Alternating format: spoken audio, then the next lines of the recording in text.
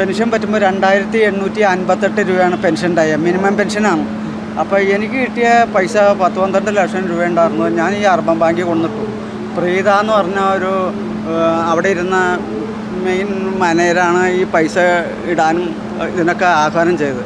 പക്ഷേ അവരോട് PF പൈസ അടച്ചു കഴിഞ്ഞാൽ ഫുൾ പെൻഷൻ കിട്ടുമെന്ന് പറഞ്ഞിട്ട് അവർ ആ പൈസ തിരിച്ച് തന്നില്ല.